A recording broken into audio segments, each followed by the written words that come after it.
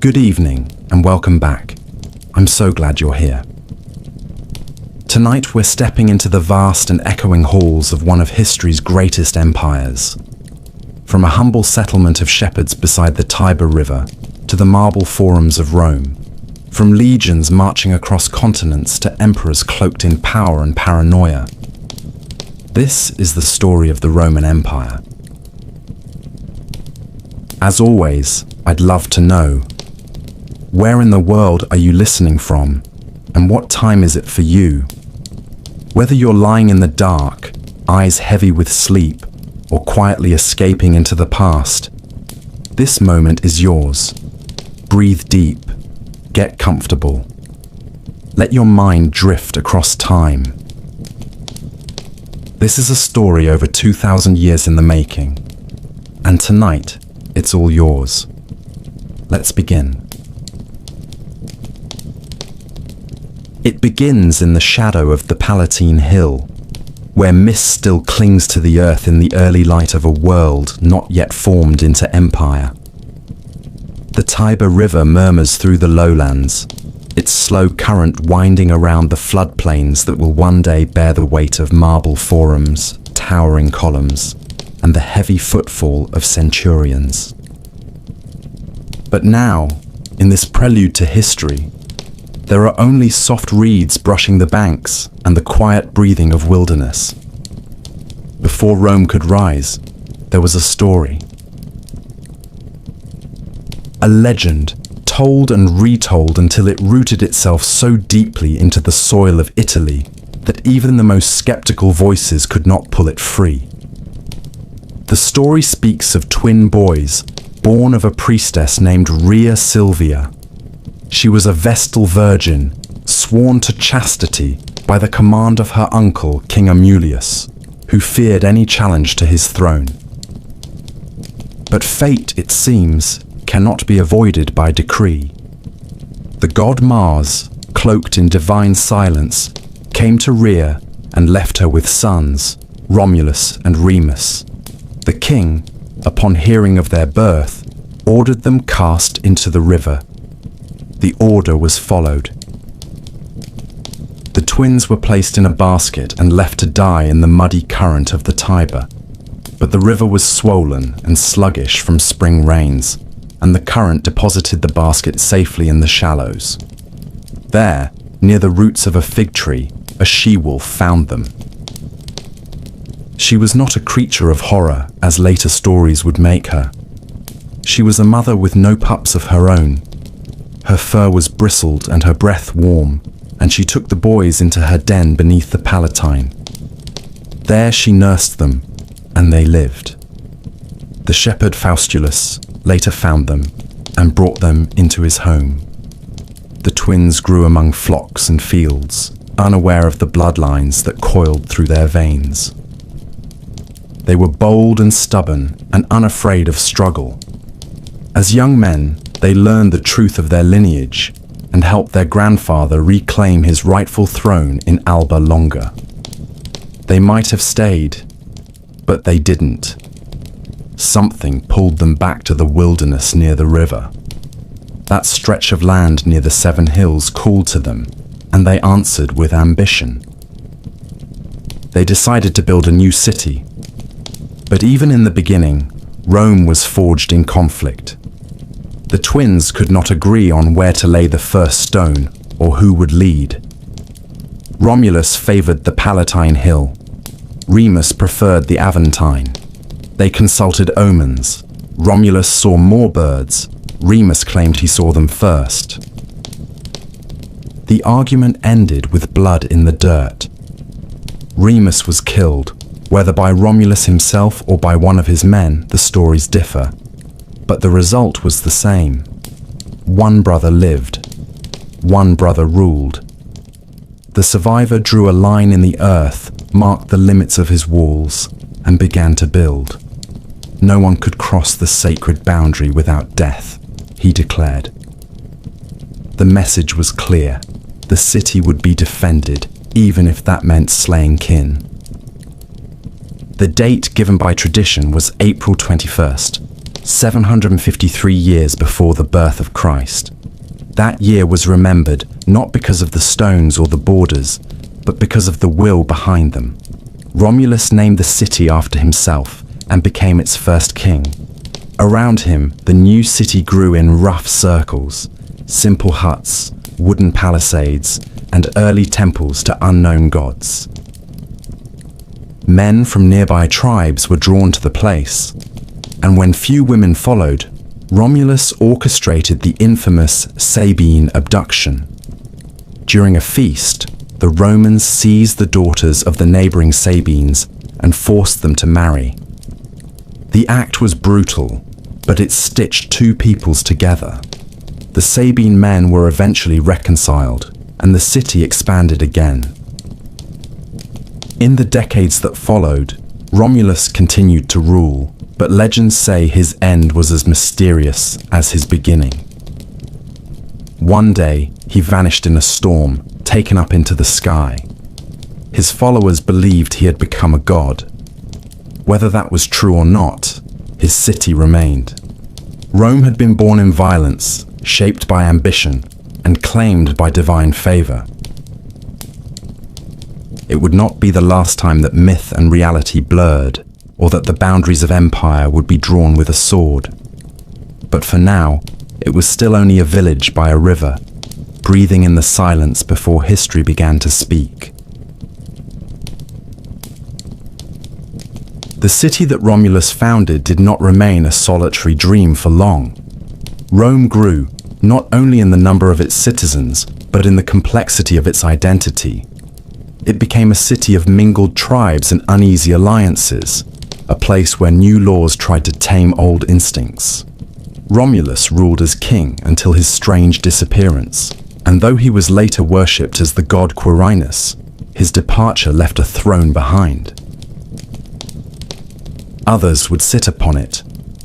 Rome would not yet be a republic or an empire. For more than 200 years, it would be ruled by kings. According to Roman tradition, 7 kings ruled in sequence.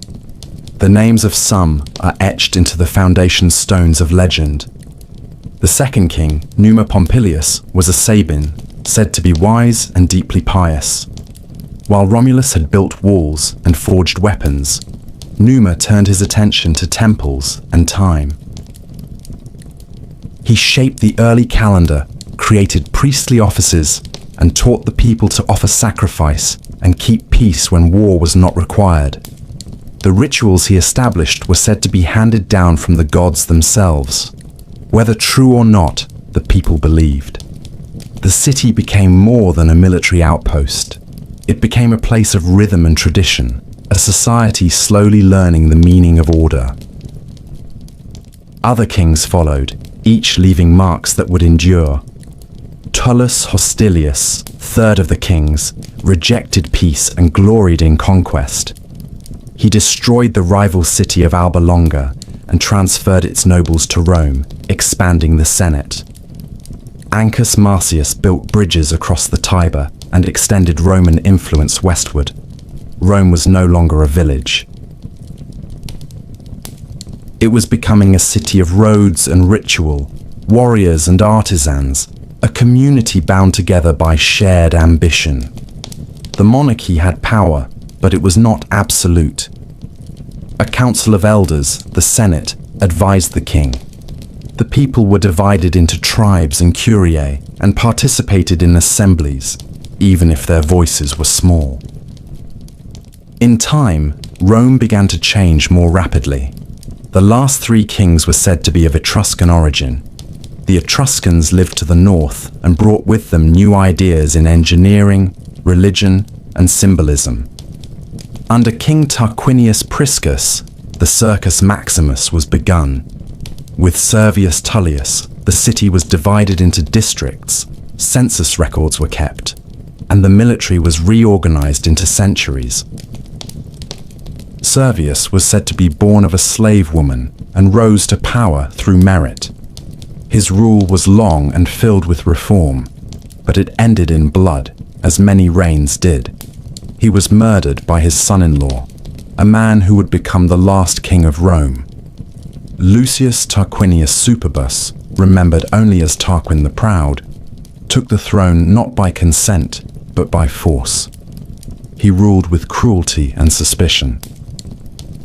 He abolished many rights that his predecessors had protected and governed without the Senate's blessing. His projects were ambitious, including the construction of the massive temple of Jupiter Optimus Maximus on the Capitoline Hill. But his methods were ruthless. His downfall did not come from battle or foreign invasion, but from within his own house. According to the tradition, his son Sextus Tarquinius committed a brutal act against a noblewoman named Lucretia. Her public suicide, in response to the violation, ignited outrage among Rome's leading families. One of them, Lucius Junius Brutus, led a revolt. The people rose. The king was expelled. His family was cast out, and the monarchy itself was declared finished. In its place, the Romans established a new form of government, one that rejected kingship and entrusted power to magistrates elected by citizens. The Republic had begun, though its early years would be fragile. The memory of the kings would linger, a mixture of respect for order and deep distrust of tyranny. For centuries after, no Roman would dare claim the title of king without facing hatred and rebellion. They remembered the end too well. The age of the kings had shaped them, but it had also taught them what power could do when held too tightly. So the crown was broken, and the sword passed to the people, or so they believed. The story of Rome was only beginning, but already its rhythm was set. Glory born of violence, greatness shaped by struggle, and always the desire to build something that would outlive its founders.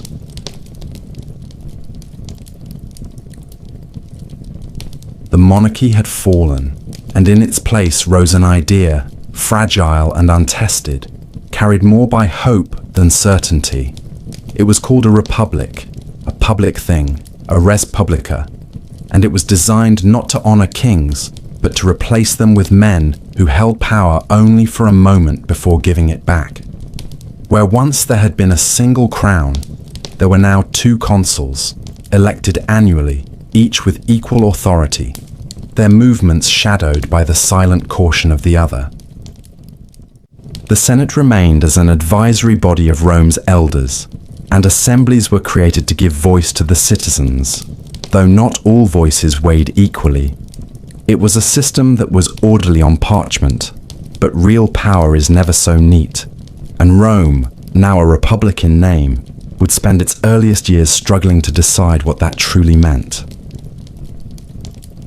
The Republic's greatest enemy in these early decades was not Carthage, not Gaul, not some distant army marching from the east, but the bitter tension that simmered between the patricians and the plebeians.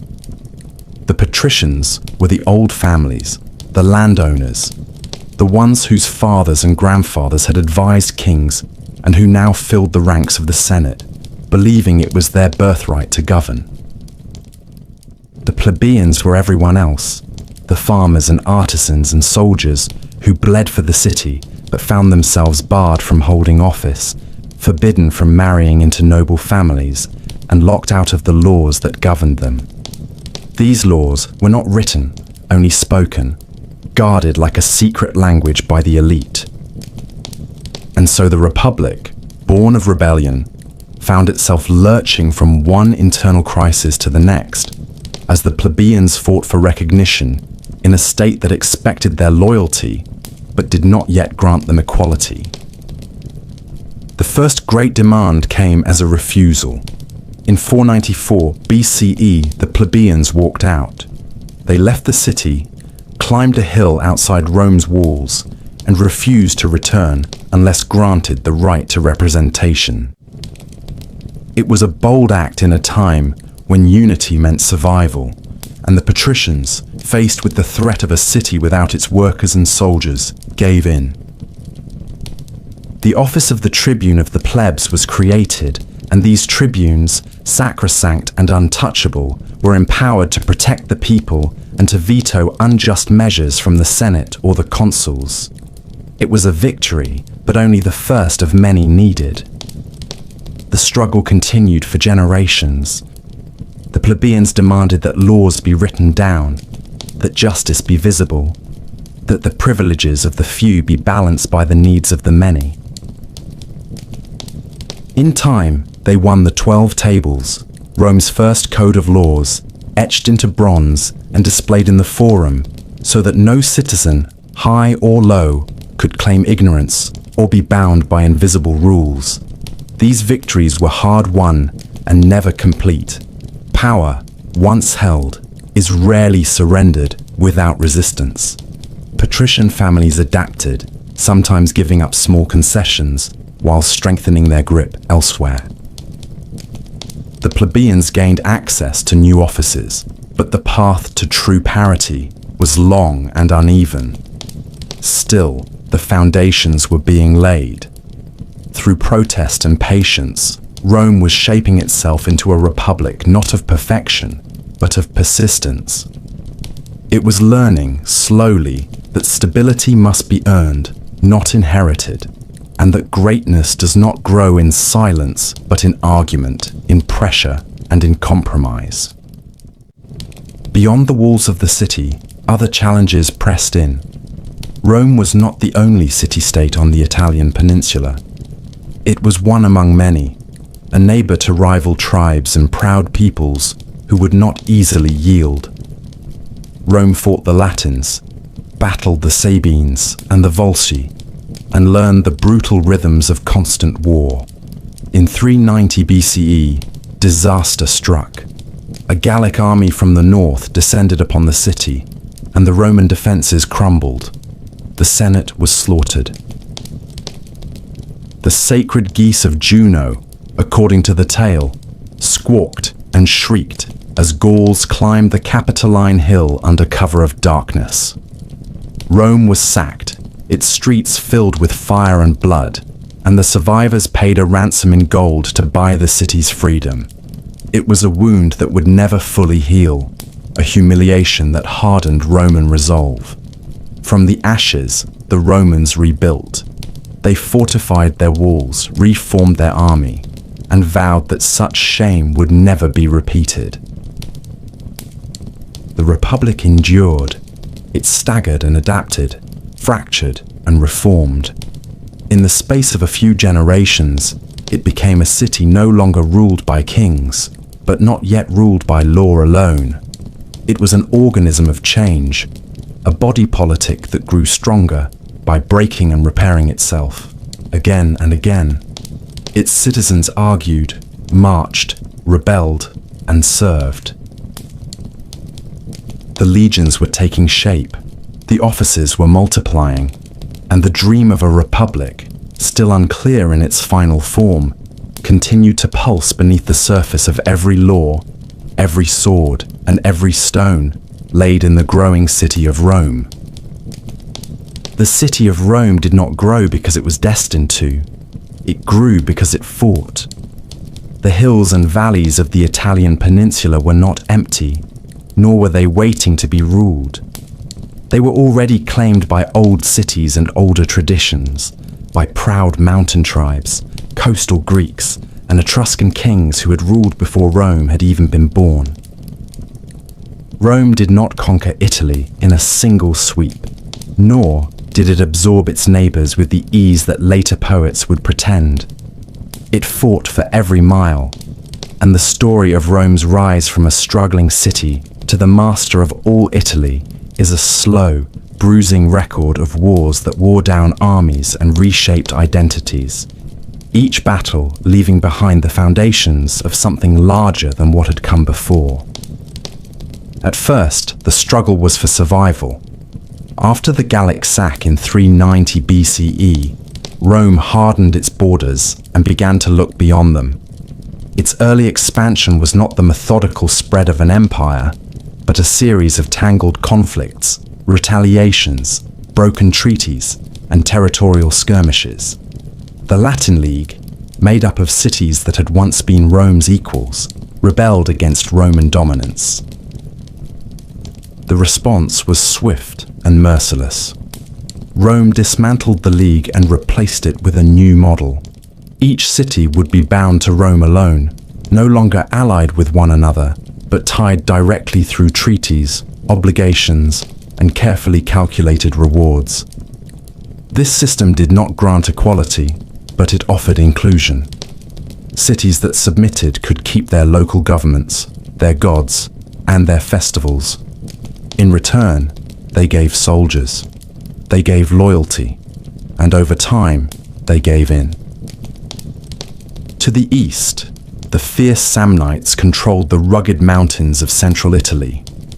Rome and the Samnites would clash again and again in a series of long and exhausting wars. The Samnites were tenacious and skilled at guerrilla warfare, ambushing Roman legions in narrow valleys and rocky passes. In one of the most humiliating defeats of Roman history, Roman soldiers were forced to pass under a symbolic yoke after surrendering at the Caudine Forks. The shame lingered for years, but Rome did not forget. It regrouped, retrained, and returned. The Samnite Wars stretched across generations, but the result was inevitable. Rome's armies became more adaptable, its alliances deeper, its road systems more refined. It was not only fighting battles, it was building infrastructure for the next ones. Rome then turned south, toward the Greek colonies that dotted the coastal regions of Magna Graecia. These cities were wealthy and sophisticated, proud of their Hellenic heritage, and often disdainful of the Roman upstarts from the interior. When Rome's growing influence threatened the independence of the city of Tarentum, the Greeks appealed to a savior from across the sea. King Pyrrhus of Epirus answered the call. A descendant of Alexander the Great's generals, Pyrrhus arrived with elephants, trained phalanxes, and the confidence of someone who had won wars before. He met the Romans in battle and won, but each victory came with devastating losses. After several costly engagements, he looked back on his victories and said that one more such triumph would ruin him. His campaign collapsed under the weight of its own ambition. The Romans, battered but unbroken, remained. By the middle of the 3rd century BCE, there was no power in Italy capable of challenging Rome's authority. The Samnites were subdued. The Etruscan cities had been absorbed. The Greek colonies, one by one, had either surrendered or been taken. But Rome did not impose a single model of governance across the peninsula. Instead, it wove a patchwork system of colonies, treaties, and citizenship rights. Some cities were granted full Roman citizenship. Others were given partial rights. Still others remained formally independent, but were bound to Rome through military obligations. This uneven system was not a mistake. It was a design meant to keep cities loyal to Rome, but isolated from one another, unable to organize any united resistance. With Italy secured, Rome had more soldiers than ever before. It had roads that connected its colonies, legions trained through constant conflict, and a sense of destiny growing inside its people like fire under stone. But there was more than just destiny ahead. There was wealth, opportunity, and danger across the sea. To the south, Carthage ruled the waters and the trade routes. Its ships patrolled the coasts of Sicily. Its merchants stretched from Spain to North Africa. Rome's expansion into Italy had brought it to the very edge of another world power. The wars of the peninsula were finished. The wars of empire were about to begin. The wars of Italy had taught Rome how to endure, how to bleed without breaking, how to bind a people together not through unity of birth or culture, but through shared law, shared purpose, and the promise of belonging in something larger than the self. But across the sea, another power had been rising just as steadily, built not on legions, but on sails, not on conquest by land, but on wealth gathered from the deep. The city of Carthage stood on the coast of North Africa, its harbours filled with merchant ships, and its walls strong enough to withstand any land army.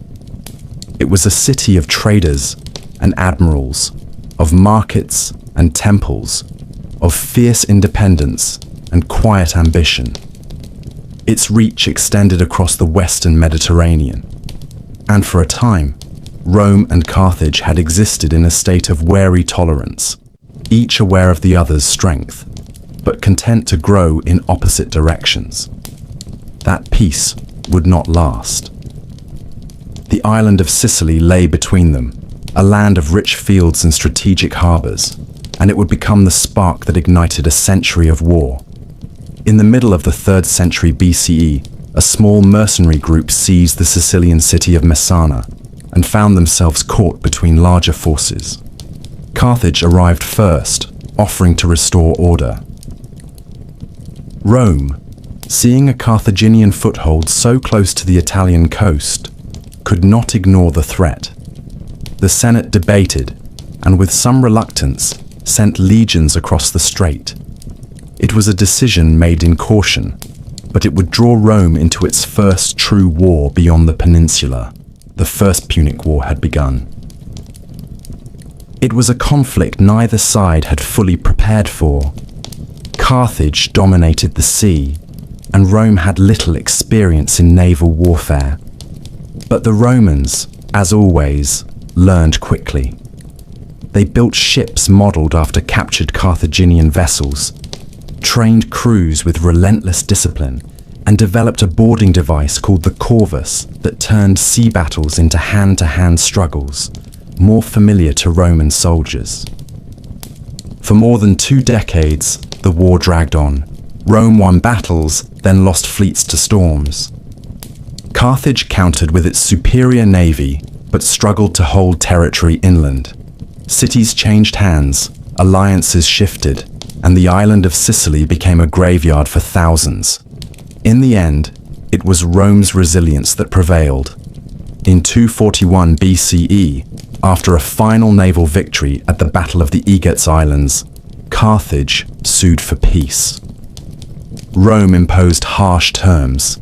Sicily became Rome's first overseas province. The Republic had stepped beyond Italy and claimed foreign soil as its own. But peace with Carthage was shallow, and time did not heal the wounds. When Carthage turned its attention to Spain, hoping to rebuild its power through new conquests and silver mines, Rome watched with suspicion. Tensions grew with every campaign. The final blow came not from Rome, but from a Carthaginian general whose name would become etched into Roman memory with fire. Hannibal Barca, son of a commander from the First War, took an oath in childhood to never make peace with Rome. In 218 BCE, he acted on that vow. Leading a multinational army from Spain, Hannibal crossed the Pyrenees, forded rivers, and did what no Roman thought possible. He led his forces across the Alps and descended into Italy, bringing war directly to the heart of the Republic. It was not only an invasion, it was a masterstroke of strategy. Hannibal's army, battered and diminished from the mountains, still managed to win battle after battle. At the Trebia River, at Lake Trasimene, at the horrific plain of Cannae, he outmaneuvered and annihilated Roman legions. Tens of thousands died in a single day at Cannae, a circle of death so complete that even hardened commanders lost hope. Cities in the south of Italy defected. Panic gripped Rome, but the Republic did not surrender. It adapted. Under the cautious leadership of Fabius Maximus, Rome avoided open battle and harassed Hannibal's supply lines. Hannibal remained in Italy for more than a decade, undefeated but isolated, a threat that Rome could not crush but refused to bow before. Meanwhile, Rome fought elsewhere. In Spain, young generals rose to prominence. One of them, Publius Cornelius Scipio, proved himself a brilliant commander. He captured New Carthage, drove Carthaginian forces from the Iberian Peninsula, and brought the war to North Africa. In 202 BCE, at the Battle of Zama, Scipio and Hannibal met for the first and only time. It was a reversal of Cannae. This time, it was the Roman strategy that prevailed. Hannibal's elephants were turned against him. His infantry, worn and outnumbered, could not withstand the Roman legions. Carthage was defeated. Hannibal survived, but the war was lost. Rome imposed even harsher terms than before, stripping Carthage of its fleet and its independence in foreign policy. Scipio was given the title Africanus, and Rome stood supreme in the Western Mediterranean. The Second Punic War had shaken the Republic to its core, but it had also proven something essential about Roman identity. Victory was not born from brilliance alone. It came from stubbornness, from an ability to endure disaster and keep fighting, from a system that could lose battles, but never lose its will. Rome had not only survived Hannibal, it had learned from him, and that knowledge would shape the next phase of its ascent. Rome had emerged from the Second Punic War, not only victorious, but transformed. It had faced one of the greatest generals in history, lost more men than could be counted, seen its fields burned and its alliances strained to the breaking point, and still it had endured. But the republic that now ruled was no longer the same creature that had once fought for survival in the hills of Latium. It was larger, more confident, and increasingly unafraid of expanding into foreign lands. The wars against Carthage had trained its people to think beyond their own peninsula, and with that shift came a new appetite, not just for defense or survival, but for dominance. The Mediterranean, once a sea divided among competing cultures and rival powers, was now beginning to take on the shape of a Roman lake. The Republic was not yet an empire, but it was behaving like one. The remnants of Carthaginian power still flickered after Zama, but they burned low, and Rome kept a watchful eye on every spark. Carthage had been stripped of its navy, forbidden from waging war without Rome's consent, and crushed under a heavy burden of tribute. Yet it remained a trading city, prosperous in commerce and rich in agriculture. For a generation, it paid its debts faithfully and posed no threat. But prosperity itself became an irritant. There were senators in Rome who believed that Carthage should not be allowed to recover. Chief among them was Cato the Elder, who ended every speech, regardless of topic, with the same grim refrain, that Carthage must be destroyed.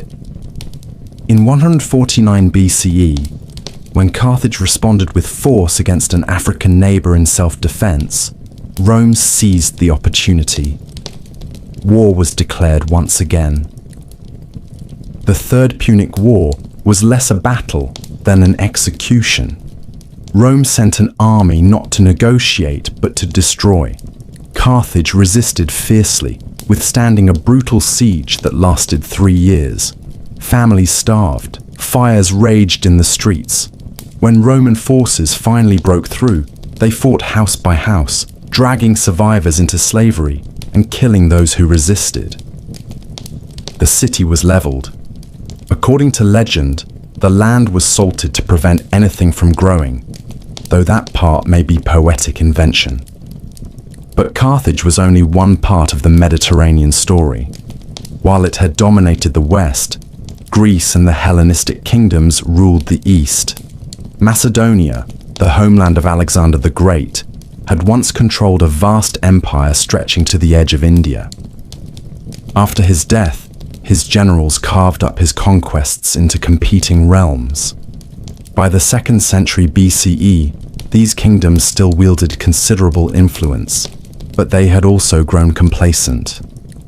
Rome, fresh from its victories in the west, turned its gaze eastward. At first, it claimed only to protect allies, but protection soon became interference, and interference led to war. The Macedonian Wars were a series of conflicts that allowed Rome to insert itself deeper into Greek politics with each passing decade. When Macedon resisted Roman pressure, war was declared. When Greek cities rose up in revolt, Rome responded with force. By 146 BCE, the same year that Carthage was destroyed, Rome also crushed Corinth, the heart of Greek commerce. Statues were looted, temples burned. The treasures of Hellenic civilization were packed onto Roman ships and carried west. Greece, once the teacher of Rome in art and philosophy, had become a province. The symmetry of that year was impossible to ignore. In a matter of months, two ancient powers, Carthage in the west and Greece in the east, had been brought to ruin. Rome stood alone. What followed was not a formal declaration of empire, but an imperial reality. Provinces were established in Spain, in North Africa, in Greece, in Asia Minor. Governors were appointed to oversee them, some just and disciplined, others corrupt and greedy. The wealth of the world poured into Rome: gold, slaves, spices, art, grain. Senators returned from distant campaigns with fortunes unimaginable to their fathers. Villas multiplied along the Italian countryside. The city itself expanded, its population swelling, its buildings rising in marble and ambition. The Forum filled with monuments to victory. Triumphs marched through the streets, celebrating generals who had pushed Rome's frontiers farther than ever before. Yet even as Rome mastered the Mediterranean, cracks had begun to form beneath its foundation. The armies were changing. Once composed of citizen soldiers who returned home to their fields, they were now fighting in distant lands for years at a time, and those who returned often found their farms ruined or sold to pay debts. The rich grew richer, buying up the land and working it with slaves captured in conquest. The poor crowded into the city, dependent on grain doles and resentful of a system that seemed to serve only the powerful. The Senate, filled with men who claimed to serve the Republic, often served only themselves. Rome had conquered the world, but it was beginning to lose control of itself. The Mediterranean was quiet for now. The pirates had been swept away. The rival powers had been defeated or absorbed. From Spain to Syria, from Gaul to Egypt, the shadow of Rome stretched wide. But that shadow was no longer cast only outward. It had begun to fall across the Republic itself. The wars to come would not be fought across oceans. They would be fought at home. The empire had grown faster than its people could manage. What had begun as a city of farmers and soldiers, organized into tribes and bound by shared rituals, had become a state stretched across seas and deserts. A state whose administrators could no longer see its borders from any hilltop. Victory had brought silver, grain, and slaves in overwhelming abundance, but it had also brought imbalance. The Roman Republic, so carefully designed to keep power rotating between offices and social classes, found itself swaying under the weight of its own success. The Senate still met and debated, the assemblies still voted, but behind the ceremonies, something was shifting. The gap between rich and poor had grown too wide, and now it began to split the foundations of the state. The countryside was the first to show the fracture. When Roman citizens had gone to fight abroad, they had left behind farms, families, and livelihoods. But while they fought, their land was often seized by creditors or left to decay in their absence. The great estates, owned by aristocrats who had grown wealthy on war plunder, expanded across the Italian hillsides. These latifundia were worked not by citizens, but by slaves. many of them captured during Rome's wars in Greece, Spain, and Africa. The free farmers who had once been the backbone of the Republic returned home to find themselves dispossessed, with no land to till and no future to claim. They poured into the city, forming a restless mass of veterans and laborers who were no longer bound to the old values of the Republic, who now relied on grain distributions and promises from ambitious politicians who claimed to speak in their name. Into this volatile landscape stepped the brothers Tiberius and Gaius Gracchus. Born into a noble family, but raised with a deep sense of duty to the people, the Gracchi believed the Republic could be healed if only it returned to its roots. In 133 BCE, Tiberius, as tribune of the plebs, proposed a bold land reform. Public land that had been illegally seized by the wealthy would be redistributed to the poor, giving citizens a chance to rebuild their lives. It was a plan rooted in law, but it was met with fury. The Senate, threatened by the loss of property and power, resisted. Tiberius bypassed them. He brought his reforms directly to the people, challenging the norms of Roman politics and igniting outrage among the elite. When he sought re-election to the tribunate, a move seen as dangerously close to monarchy, his enemies acted. He was attacked and killed during a riot on the Capitoline Hill. His body was thrown into the Tiber without ceremony. The message was clear. Rome could tolerate hunger and injustice, but it would not tolerate challenge to its traditions. 10 years later, Gaius Gracchus took up his brother's cause. He was more charismatic, more organized, and even more ambitious. He proposed a wide set of reforms: land distribution, subsidized grain, citizenship rights for Italian allies, and judicial reforms to weaken senatorial control of the courts. His speeches drew massive crowds. His proposals gained momentum. But again, resistance grew. The Senate, now more cautious, did not move against him directly. Instead, it empowered rival tribunes and waited for public opinion to shift. When violence finally erupted between his supporters and the state, the Senate passed the Senatus Consultum Ultimum, a final decree authorizing any force necessary to protect the Republic. Gaius fled. Surrounded on a wooded slope across the river, he asked a slave to take his life before the state could. His head was taken as a trophy. His followers were hunted and executed. Reform had ended in blood once again. The deaths of the Gracchi were more than political defeats. They marked the beginning of a new age in Roman politics, one where violence was no longer a last resort, but a tool of persuasion. The Senate had shown it would kill to preserve its power, and future politicians learned to wield fear just as effectively. New figures emerged, generals who courted the masses, commanders who promised their soldiers not just pay, but land, glory, and security in return for loyalty. One of them was Gaius Marius, a man from humble origins who rose through military achievement. He reformed the army, opening its ranks to the landless poor, who in turn became more loyal to him than to the state. His victories in North Africa and against barbarian invaders from the north made him a hero. His rise to power through repeated consulships made him a warning. The old traditions had said no man should hold such authority for so long, but the traditions were breaking. Marius had shown that if the people supported you, and if the legions followed you, the old rules no longer mattered.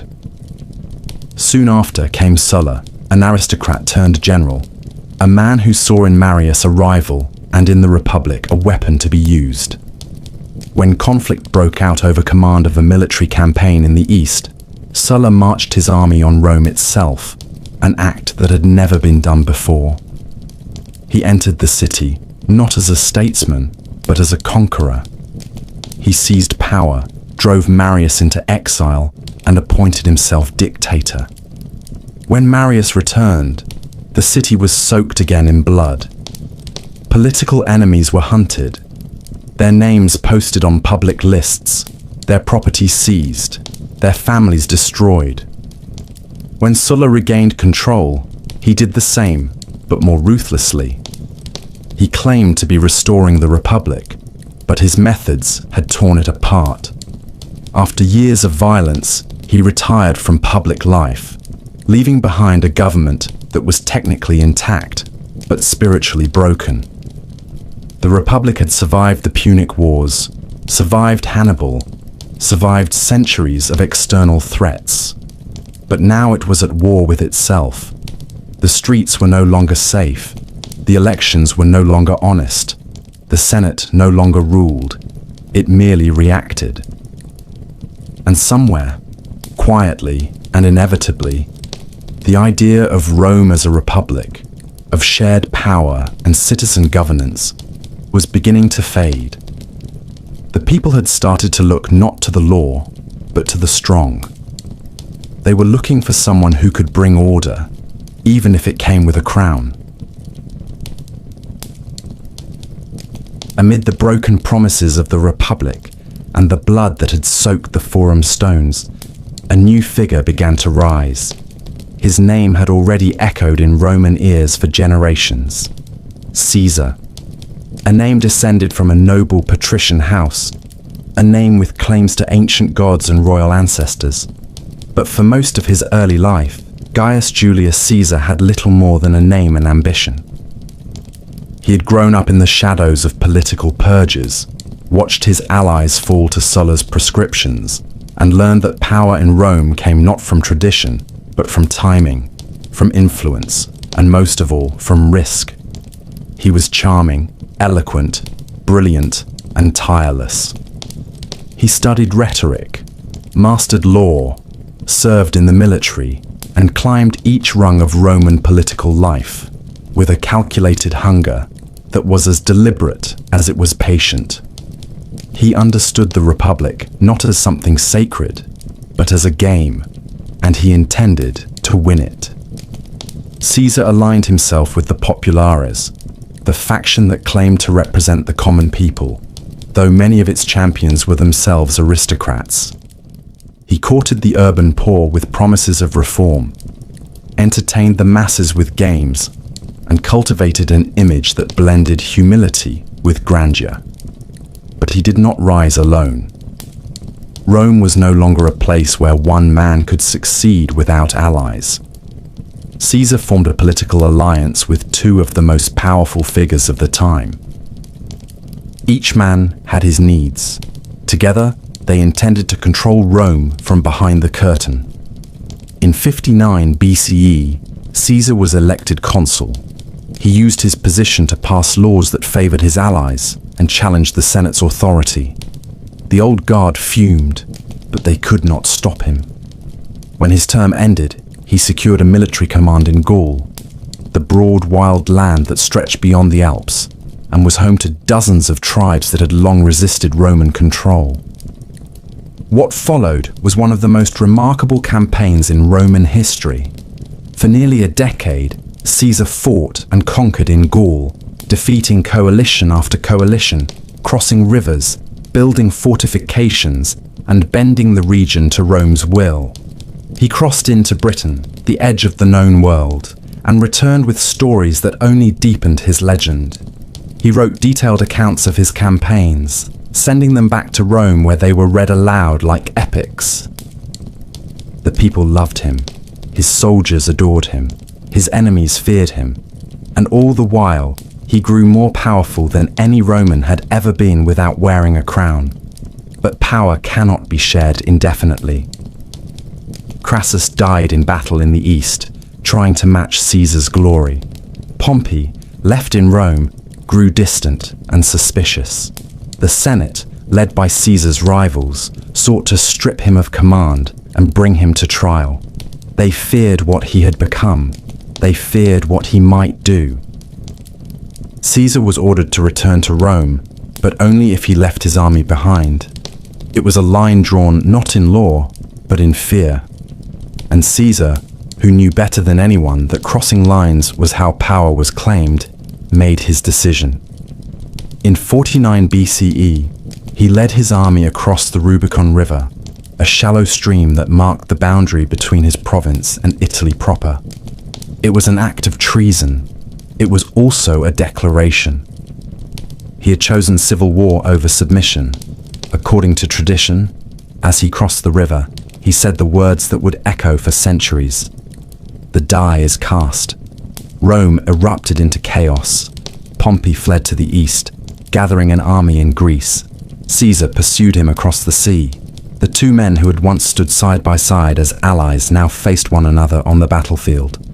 At Pharsalus, in 48 BCE, Caesar's forces crushed Pompey's despite being outnumbered. Pompey escaped to Egypt, where he was murdered by a local court, hoping to please the victor. Caesar arrived soon after and was presented with Pompey's severed head. He did not smile. He wept. Whether out of sorrow or strategy, no one could say for certain. He lingered in Egypt, entangling himself in the dynastic struggles of the Ptolemies and aligning himself with Cleopatra, a brilliant and charismatic queen who would become his lover and the mother of his only known son. Together they traveled the Nile. Together they dreamed of what might come next. When Caesar returned to Rome, there was no one left to oppose him. He was appointed dictator, first for a year, then for 10, then for life. He reformed the calendar, revived the Senate with new members, planned colonies for veterans, and introduced laws meant to ease debt and control grain supply. He refused to act like a king, but he accepted honors that blurred the difference. Statues were raised. His image was printed on coins. He sat on a golden chair in the Senate, wore a purple robe, and answered only to himself. The Republic had become a memory, and in that memory, resentment stirred. On the Ides of March, the 15th day of the Roman month, in 44 BCE, Caesar entered the Senate house, unaware or unwilling to believe the danger that awaited him. A group of senators, many of them former allies, gathered around him with concealed blades. They stabbed him, one after another, more than 20 times. He fell at the foot of a statue of Pompey, the man he had once defeated, and died with no final words that history could confirm. The conspirators thought they had saved the Republic. Instead, they opened its final wound. Caesar's death did not restore the old order. It shattered what little remained. Rome would bleed again, this time not over policy or law, but over the question of who would rule the ruins he left behind. In the weeks that followed Caesar's murder, the streets of Rome filled with murmurs and unease. The conspirators had believed the Republic would spring back to life, but the Republic no longer breathed on its own. It had become a fragile memory, too battered by years of corruption and violence to reassemble itself, simply because a tyrant had fallen. The Senate had no plan beyond Caesar's death. The people, shocked and uncertain, did not cheer. They grieved. They poured into the forum, where Mark Antony, Caesar's loyal general and fellow consul, stood before them with fire in his voice and grief in his eyes. He read Caesar's will aloud. He named Caesar's heir. He showed them the bloodied cloak. And with every word, the crowd shifted from confusion to fury. Rome did not rise to restore the Republic. It rose to avenge Caesar. The man named in Caesar's will as his adopted son and political successor was not a celebrated general or a seasoned senator. He was a teenager. His name was Gaius Octavius, and at the time of Caesar's death, he was in Greece, completing his studies and gathering no particular fame. But when he received the news and the name, he did not hesitate. He crossed the sea, entered Rome with quiet confidence, and began to gather allies. He was young, but not foolish. He did not attack the Senate.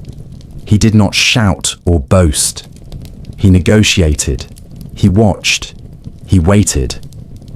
And when the moment was right, he joined forces with Mark Antony and Marcus Lepidus to form a new ruling alliance, a second triumvirate given legal power by the state to crush the assassins and restore order.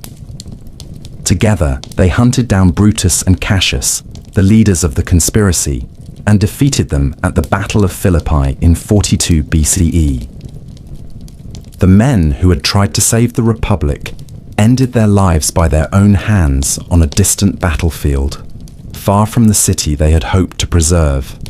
But no alliance in Rome was built to last. Octavian and Antony soon turned on one another, their rivalry growing more dangerous with every province they claimed. Antony settled in the east, where he fell further under the influence of Cleopatra. Their union was both romantic and political, and it stirred deep suspicion in Rome. Octavian stayed in the west, consolidating his power, portraying himself as the guardian of Roman tradition and quietly preparing for the inevitable confrontation. The Senate, weary of civil war and hungry for stability, backed the man who promised to defend Roman values.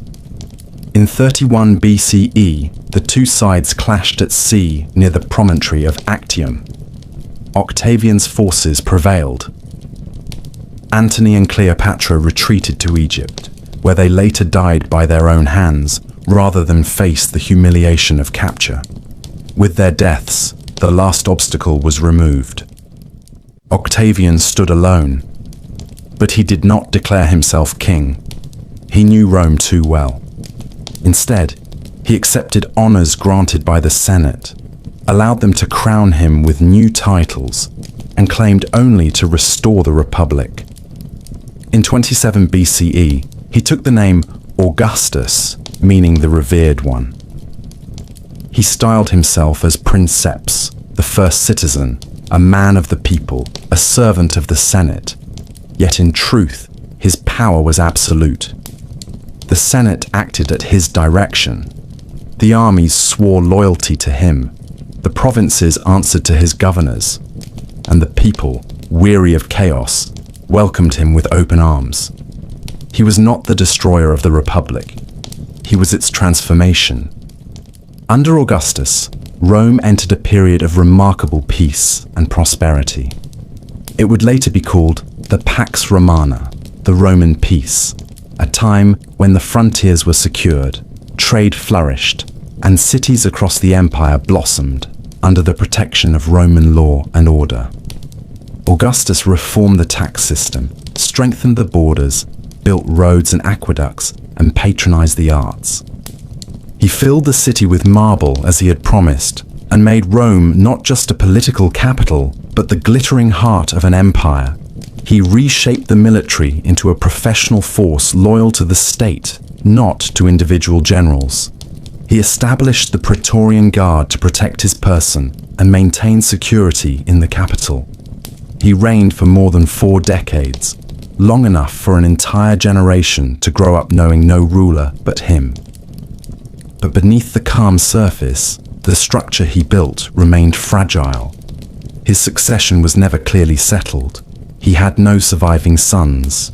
He adopted relatives, planned for heirs, but watched many of them die before him. In the end, he chose his stepson Tiberius, a capable but brooding man who lacked his charisma. Still, Augustus lived long enough to prepare the transition.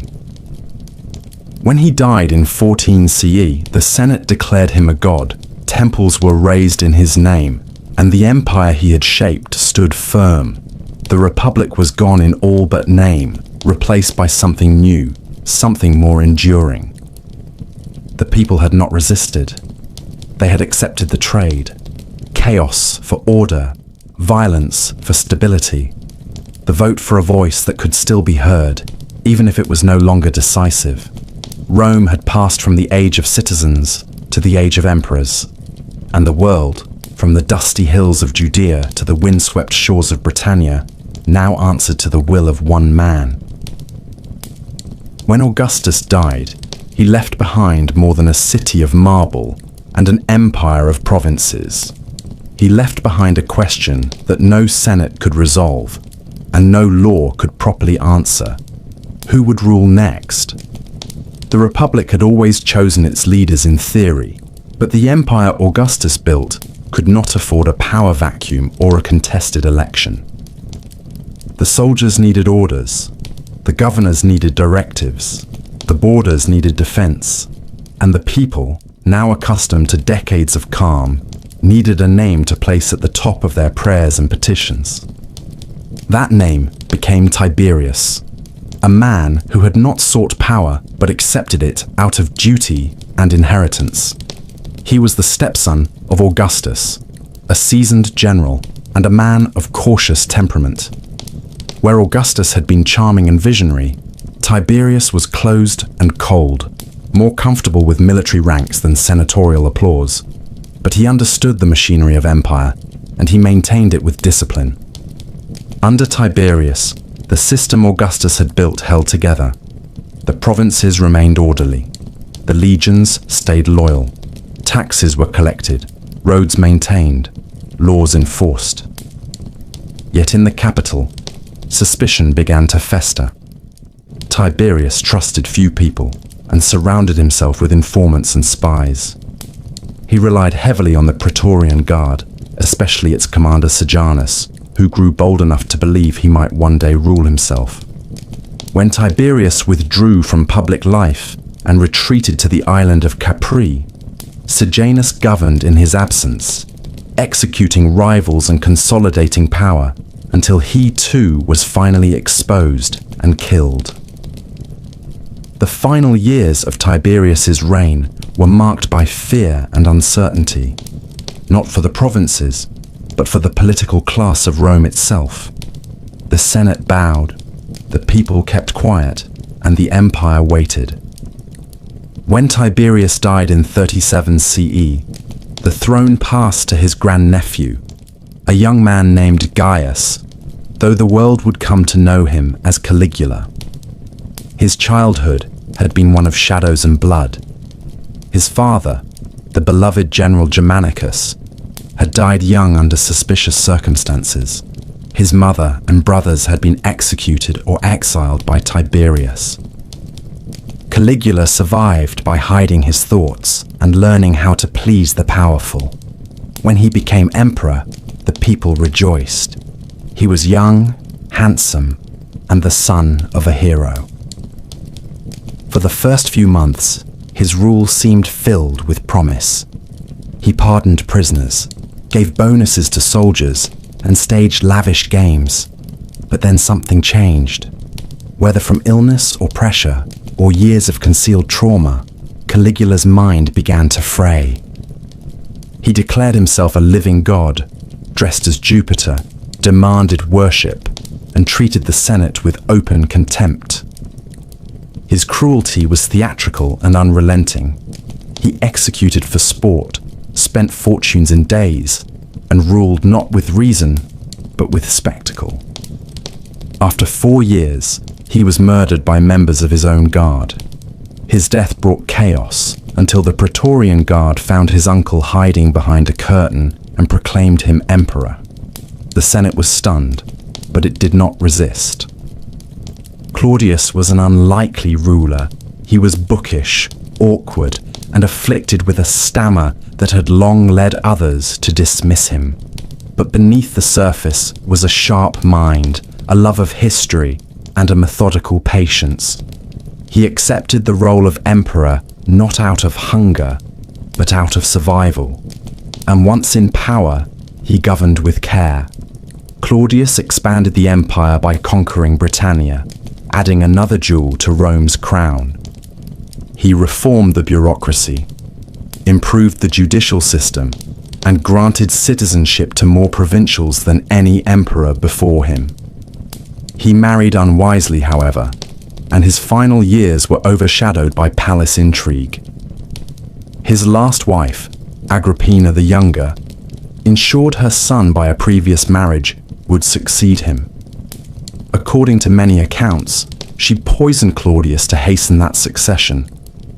Whether true or not, the result was the same.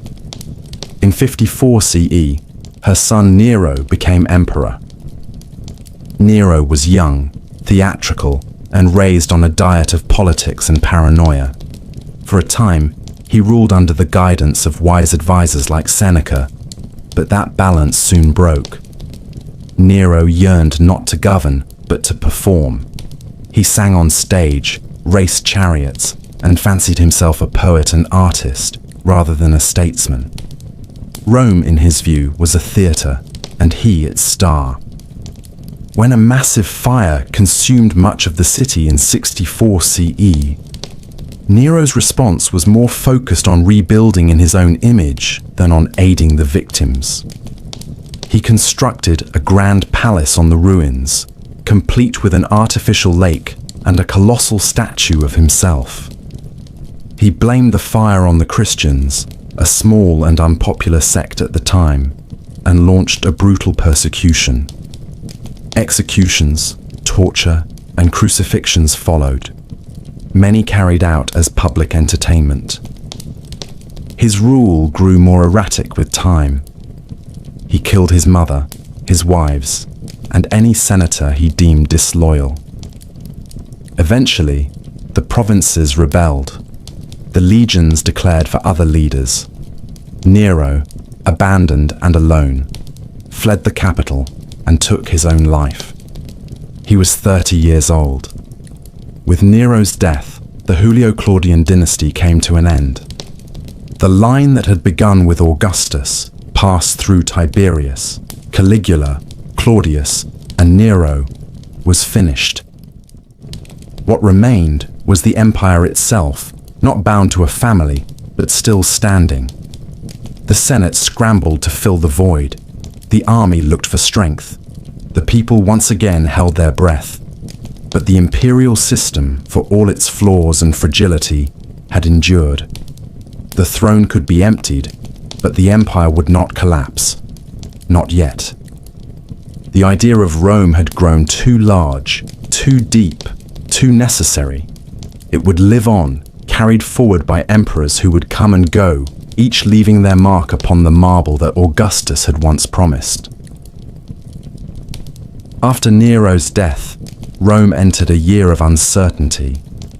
It was called the Year of the Four Emperors, a chaotic stretch of civil war and shifting loyalties, when generals from across the empire claimed the throne through the will of their soldiers rather than the vote of the Senate.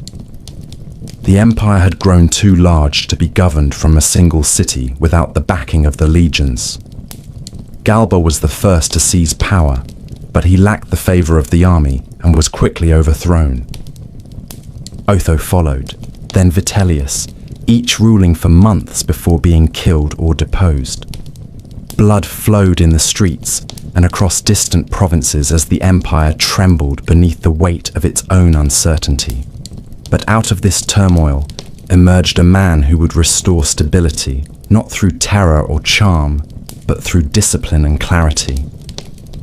His name was Vespasian, and he had spent his life in the service of the state, rising through military command with no illusions about power or legacy. He was not born into nobility, nor shaped by courtly ambition. He was practical, experienced, and weary of chaos. And under his rule, Rome began to recover. Vespasian founded the Flavian dynasty and rebuilt what had been damaged by the excesses of Nero and the fires of civil war. He restored financial order, launched public building projects, and placed competence above lineage in appointments of authority. It was under him that the Colosseum began to rise in the heart of Rome, a monument to both spectacle and imperial strength. His sons, Titus and Domitian, succeeded him in turn. Titus, remembered for his kindness and decisiveness, reigned during the eruption of Mount Vesuvius and the destruction of Pompeii and Herculaneum.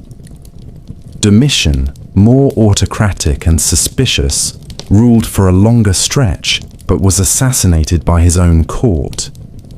The dynasty ended with his death, But the structure of the empire, now reinforced and more securely administered, endured. The Senate, in rare agreement with the military, chose a successor not from blood, but from merit. That choice would begin what later historians called the era of the 5 good emperors. The first of them was Nerva, an elderly senator with no children and no delusions of eternal rule. He governed with moderation, restored some senatorial authority, and most importantly, adopted a capable successor. That man was Trajan, a Spanish-born general whose leadership would carry Rome to its greatest territorial extent. Trajan was bold and ambitious, beloved by the legions, and tireless in pursuit of conquest. He marched east, defeating the Dacians and seizing their gold mines. He extended Roman influence deep into the Near East, capturing Armenia, Mesopotamia, and reaching as far as the Persian Gulf.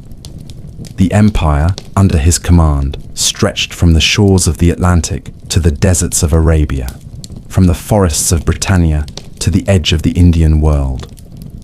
It was a scale no Roman had ever imagined, and Trajan stood at its center, admired not only for his victories, but for his fairness and dignity. When Trajan died, he was succeeded by his adopted son Hadrian, a man of intellect and restlessness, more interested in securing the empire's borders than in expanding them. He abandoned some of Trajan's eastern conquests, understanding that an empire too large would crumble from within. He traveled constantly, inspecting cities and fortresses, issuing reforms, commissioning architecture, and promoting Greek culture alongside Roman tradition. In the wild northern reaches of Britannia, he ordered the construction of a vast wall to keep out the Pictish tribes. Hadrian's wall became a symbol not of conquest, but of stability. He saw the empire not as a battlefield, but as a community, and he governed with the long view in mind.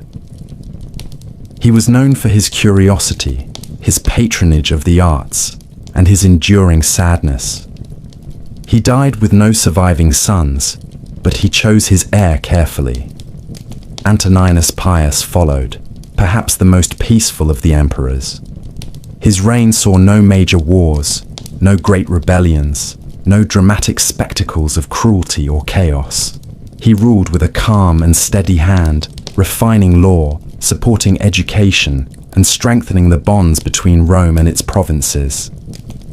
He remained in Italy, managing the empire from the center rather than marching through its corners. His rule became a golden memory for future generations, a time of simplicity and decency. When he died, the empire passed to Marcus Aurelius, the last of the 5. Marcus was a philosopher, a thinker trained in the Stoic tradition, a man who believed deeply in duty and the fleeting nature of human life. But he ruled not in peace, but in crisis. Invasions surged across the Danube. Plagues swept through the cities. The legions fought constantly to hold the frontiers. Marcus did not retreat from these trials. He traveled with his armies, shared their hardships, and wrote reflections in the quiet moments between campaigns. Those writings, collected later as the Meditations, revealed a man burdened by power, but still devoted to service. He saw the empire as a test of character, not merely a throne to occupy. His reign was long and difficult, but he never wavered. Together, these 5 emperors created an era of rare balance. The empire was ruled not by inheritance or whim, but by chosen leaders who placed stability above vanity. The Senate retained respect, the people were fed, the provinces were protected. Rome had become a civilization not only of conquest, but of law, architecture, philosophy, and culture. It had reached its height. The machine was running smoothly, but all golden ages end, not in fire at first, but in silence. When Marcus Aurelius died in 180 CE, he did what none of his predecessors had done. He gave the empire to his son. That son was Commodus, and with that decision, the long ascent of Rome would begin to turn. To live in the Roman Empire during the Pax Romana was to live in the stillness between storms. It was a time when the world felt whole, as if its edges had been stitched together by Roman roads and Roman law, as if there were no land left unconquered, no sea left wild. This peace, lasting nearly 2 centuries from the rise of Augustus to the death of Marcus Aurelius, was not without its shadows. There were skirmishes along the borders, revolts in forgotten corners, outbreaks of plague and poverty, but for most of the people within the empire's vast reach, this period was as close to order as any civilization had ever known. The Pax Romana was not peace in the modern sense. It was a quiet enforced by legions, a balance kept through discipline, a stillness that came not from kindness, but from power. And yet, for those who lived under its shadow, it was real. The empire stretched across continents. It moved from the rocky coasts of Hispania to the dark forests of Germania, from the windswept cliffs of Britannia to the heat of Egyptian deserts. It touched the mountains of Armenia, the olive groves of Greece, the markets of Syria, and the shores of North Africa. More than 50 million people lived beneath its banner. They spoke dozens of languages, worshipped hundreds of gods, and followed customs that had been ancient before Rome was born. And yet, through an intricate network of governors, magistrates, military outposts, and trade routes, Rome managed to bring a strange kind of unity to it all, not through erasure, but through absorption. The empire did not wipe out local traditions. It often let them live, so long as taxes were paid, loyalty was given, and rebellion stayed far from the streets. Life within the cities was a rhythm of noise and structure. Rome itself had become a crowded capital of marble and smoke, filled with bathhouses, temples, amphitheaters, and tenement buildings that leaned against one another like exhausted soldiers. The poor lived in multi-story apartment blocks called insulae, packed tightly with families who cooked over open flames and fetched water from public fountains. The wealthy lived in sprawling villas, surrounded by mosaics, fountains, and courtyards, their walls covered in frescoes that told stories of gods and heroes. The air was filled with the smells of oil and ash, wine and sweat, spices from distant ports, and incense from a dozen temples. Merchants shouted prices in the markets. Schoolboys recited Virgil in dusty courtyards. Senators passed through shaded porticos in long robes, their faces etched with the burden of ritual. It was a world of order and ambition, where social rank shaped every glance and gesture. In the provinces, life varied. Some towns looked like miniature Romes, complete with forums and aqueducts, arches and roads paved in stone. In Gaul, Roman culture blended with Celtic traditions. In Egypt, ancient temples stood beside Roman garrisons. In Judea, tensions simmered beneath the surface as local customs clashed with imperial demands. But everywhere, the infrastructure of Rome followed. Roads were built to last, linking far-flung regions in a web of stone that allowed legions to march swiftly and messages to travel farther than ever before. Ships carried grain from Alexandria to feed the capital. Olive oil moved from Hispania. Silk came from the east, crossing deserts and empires. There were taxes and tithes, weights and measures, contracts and courts. Even time itself bent to Roman precision, measured in a calendar that carried the names of emperors. Religion was everywhere. The old gods of Jupiter and Mars still ruled in name, but mystery cults and Eastern divinities grew in popularity. People worshipped Isis from Egypt, Mithras from Persia, and newer faiths that promised salvation and eternity. One of these, Christianity, still small and scattered, had begun to spread quietly from village to village, carried by letters, rumors, and converts who believed that the empire's greatness could not match the power of a suffering God. For now, it remained underground, tolerated or ignored by most, occasionally persecuted when it threatened the harmony of tradition. But it would not remain in shadows forever. Education flourished in cities. Boys of status were trained in rhetoric, logic, and law, their futures shaped toward public life or legal argument. Girls were mostly educated at home, raised for marriage, though exceptions existed in wealthier families. Literature was read aloud in public squares. Philosophers gathered in shaded courtyards. Medical texts passed from hand to hand. The arts thrived not only in marble statues and temple carvings, but in household decoration, in music played during banquets, in stories whispered by candlelight. Roman engineers constructed aqueducts that carried fresh water over mountains. They built bridges and theatres, basilicas and fortresses. Their tools were simple, but their vision was vast. Yet for all the structure, the hierarchy was clear. Most of the empire's people lived not in wealth, but in labour. Farmers worked the land for landlords they rarely met. Artisans struggled to survive in crowded cities. Slaves, numbering in the millions, performed every kind of labour from household chores to mining and education. A slave could be born into bondage, captured in war, or sold by poverty. Freedom was possible, but not guaranteed. The empire was a pyramid of privilege, and the weight of it rested on the backs of many. Still, it worked. It held. It endured longer than any other system of its kind had ever done. For nearly 200 years, through good emperors and bad, through minor wars and minor plagues, the empire functioned.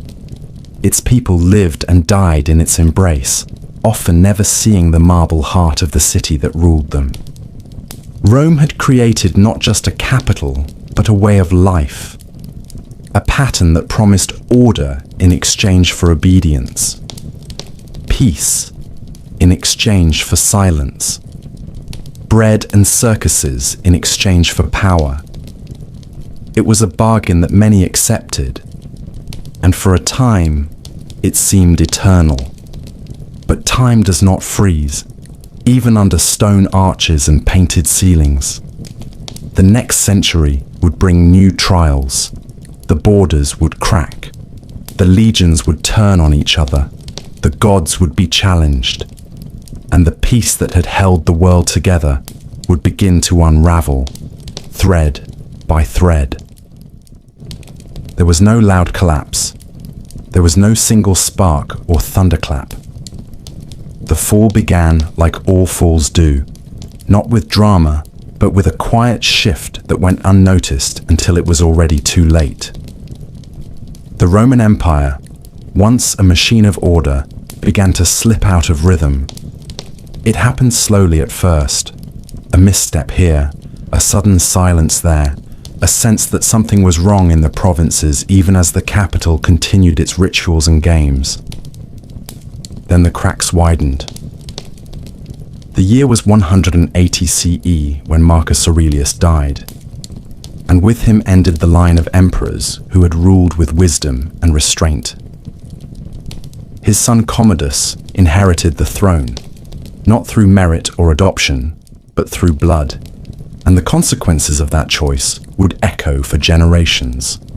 Commodus was not the worst of men, but he was unprepared to rule an empire. He was raised in privilege, obsessed with his image, and fascinated more by spectacle than by administration. He styled himself a gladiator, fought in the arena, and saw governance as a stage where he alone deserved applause. The Senate grew resentful. The military grew wary, and the empire, for the first time in a long while, felt rudderless. Commodus was eventually assassinated in a palace conspiracy, strangled in his bath by a wrestler while Rome prepared for the new year. His death did not bring order. It opened the gates to chaos. In the decades that followed, the empire unraveled. Between 235 and 284 CE, more than 20 emperors rose and fell, most of them military generals proclaimed by their troops in distant provinces. Few died of old age. Most were killed in battle, murdered by their own men, or executed by rivals. Rome had become a battlefield not of nations, but of ambition. The throne was no longer a symbol of law. It was a prize seized by force and abandoned in blood. Armies turned inward, fighting each other instead of defending the frontiers. Provinces rebelled, entire regions broke away. In Gaul, a splinter empire declared independence. In the east, the city of Palmyra rose under Queen Zenobia and carved out its own dominion.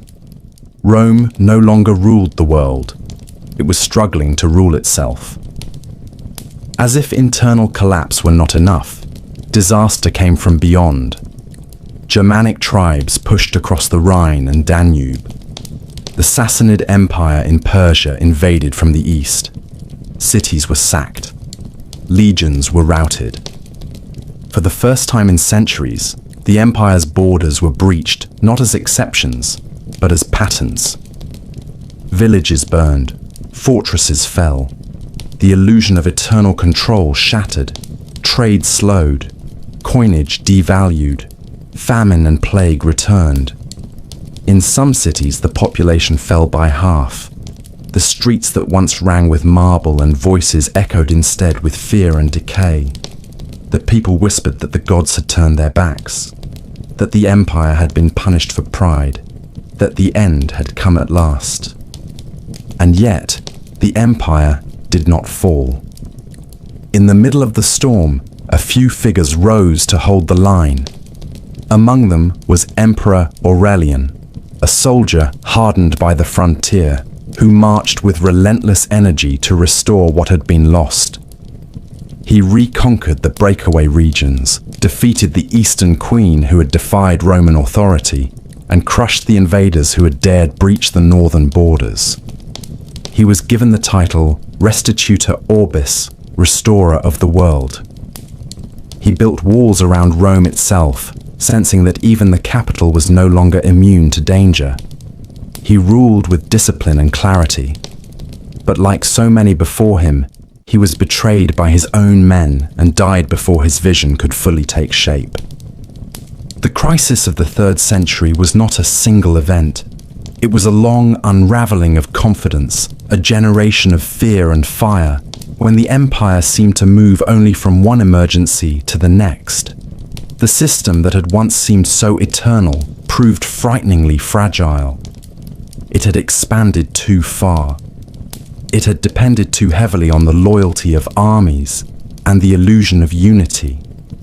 It had failed to create a true succession. But even as the old forms cracked, something new began to stir beneath them. The empire had not died. It had changed. It had bent under pressure, but had not broken. And on the horizon, a new kind of emperor was rising. One who would no longer pretend that the Republic still lived. One who would accept the empire for what it had become and shape it with fire and reform. The Roman world stood at a crossroads. It had survived a storm that should have ended it. But the cost was written across every scarred city wall and every broken coin. The next age would not be a return to the past. It would be something else. Something harder. Something that would transform Rome forever. By the time Diocletian took the throne, the empire was exhausted.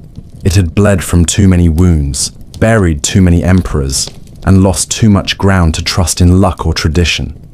When Diocletian rose from the ranks of the military in 284 CE and claimed power not by birthright but by control of the army, few could have guessed that he would become one of the most transformative figures in Roman history. He did not come with grand speeches or sweeping charisma. He came with structure. And that was what Rome needed most. Not another hero, not another myth, but a man who could stop the bleeding and teach the empire how to breathe again. The world Diocletian inherited was no longer one city ruling many. It was a fragile sprawl of provinces, cultures, languages, and crumbling frontiers. He understood that no single man could rule it all, not even with divine favor or military force. So he created something new. He divided the empire, not into chaos, but into symmetry. He appointed a co-emperor, Maximian, and gave him control of the western provinces, while Diocletian ruled the east. Together, they ruled as equals, each bearing the title of Augustus. Then they appointed 2 junior emperors beneath them, Caesars, who would assist in governance and be prepared to succeed them. This system, called the Tetrarchy, was designed not for glory, but for function.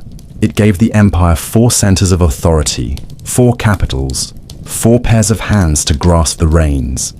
It was not a return to the old republic. It was something entirely new. But Diocletian did not stop with the Tetrarchy.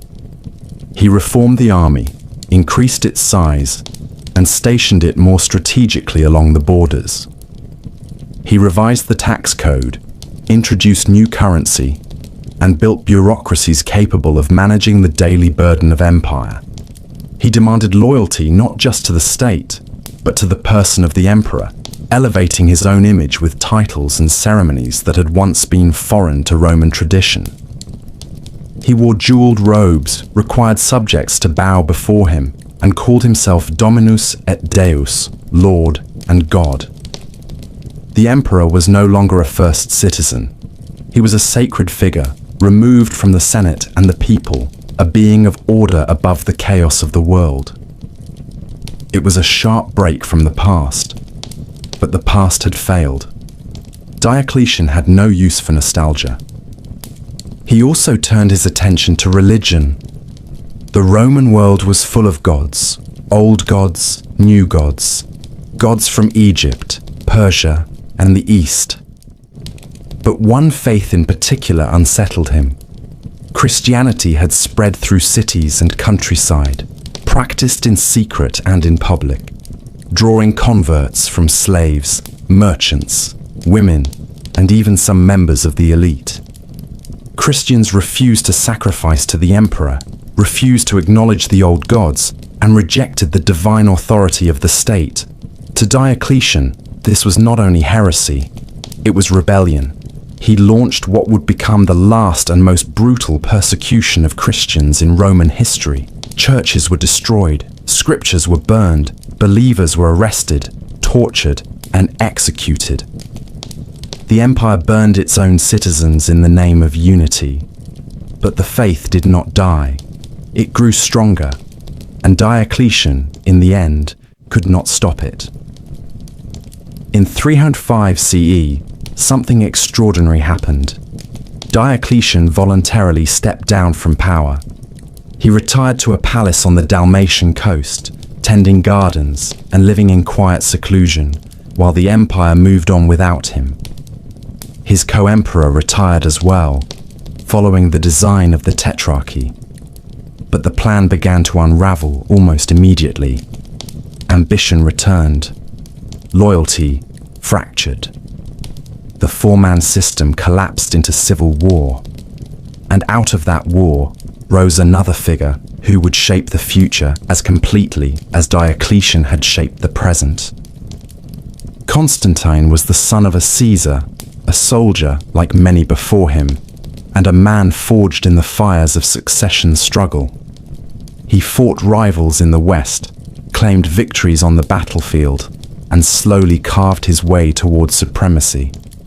In 312 CE, on the eve of battle near the Milvian Bridge outside Rome, Constantine claimed to have seen a vision in the sky, a cross of light with the words in this sign, "Conquer." He ordered his soldiers to place a Christian symbol on their shields. He won the battle and entered the city not as a pagan prince, but as a man with new conviction.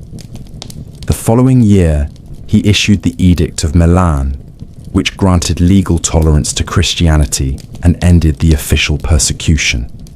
It was not a full embrace, not yet, but it was the beginning of a transformation that would reach deep into every temple, every city, every household in the empire. Constantine did more than support a new faith. He reshaped the empire's very geography. He moved the capital east, away from Rome, away from the Senate, and away from the weight of old institutions. He chose the site of the ancient Greek city Byzantium, strategically perched on the Bosporus, and rebuilt it into a new imperial center. He filled it with palaces, churches, forums, and walls. He named it Constantinople. In doing so, he shifted the heart of the Roman world toward the east, where wealth was deeper, cities more numerous, and the borders easier to defend. The old city of Rome, though still honored, began to fade as the political center of power. A new Rome had been born. In 324 CE, Constantine became sole emperor of a reunited empire.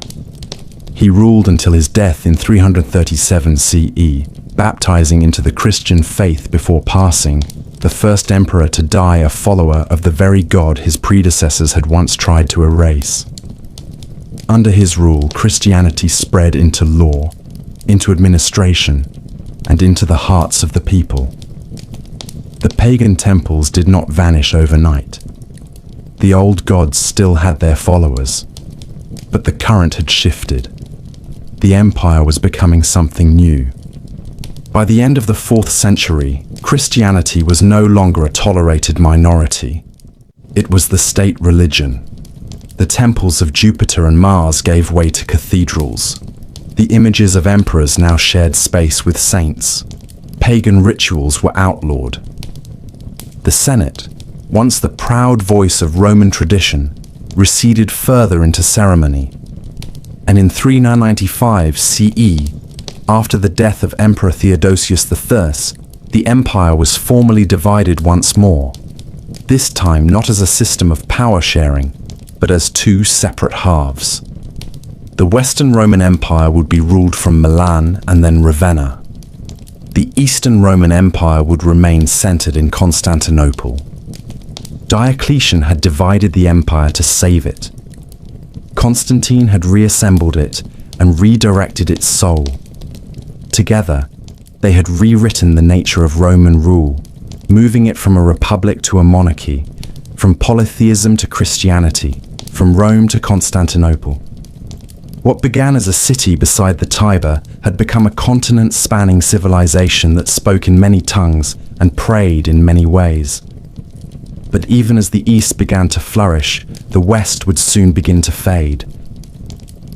In the closing years of the 4th century, the western half of the Roman Empire stood like a weary giant, still impressive in name, still cloaked in tradition and memory, but weakened at the core. It remained grand in appearance, with its bishops and bureaucrats, its marble palaces and senatorial titles. But the strength that had once allowed it to conquer the known world was draining from its limbs.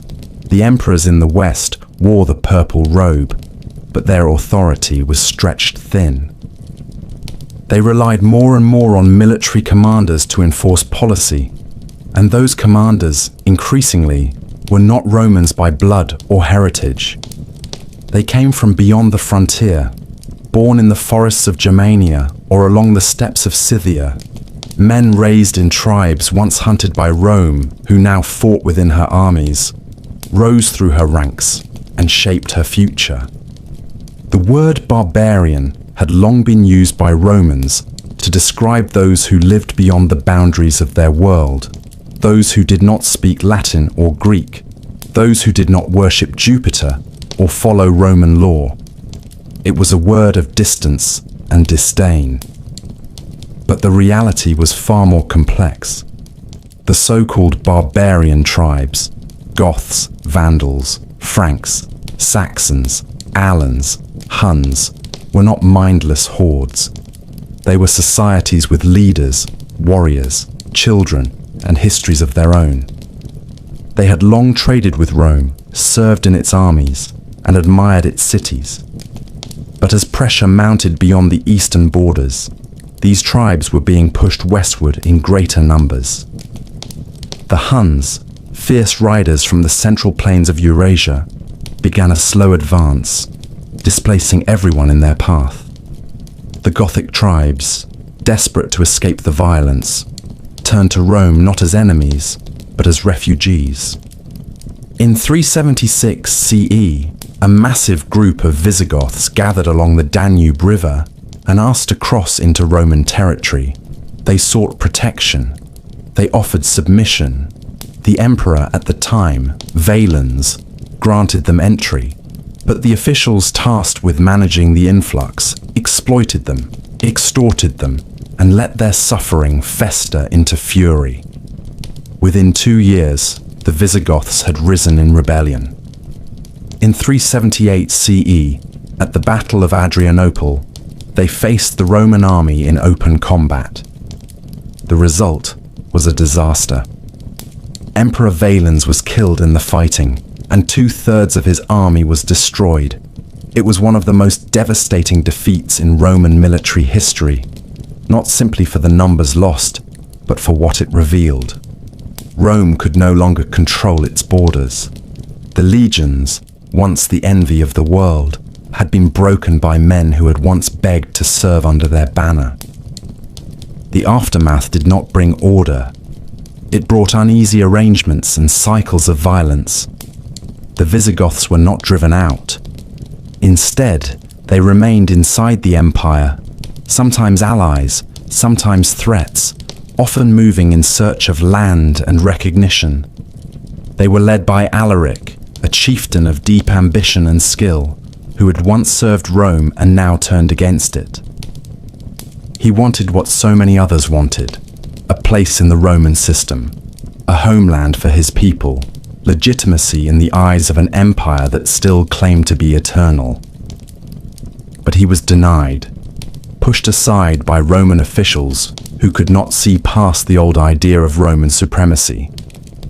And so he marched.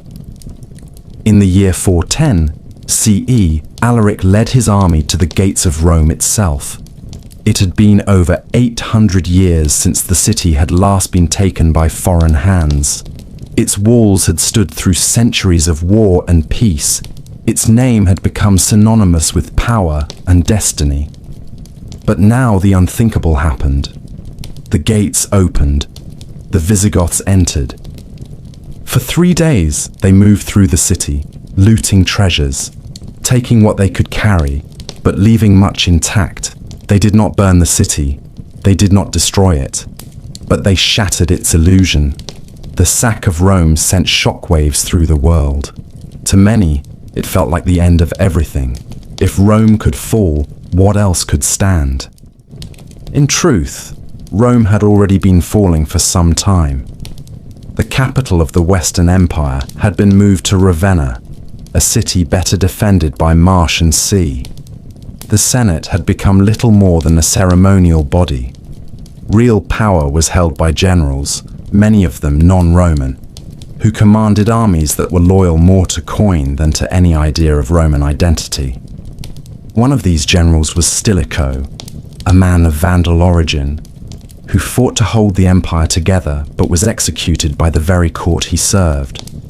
Others would rise and fall in similar fashion, caught in webs of intrigue and betrayal. As the decades passed, more tribes crossed into Roman lands.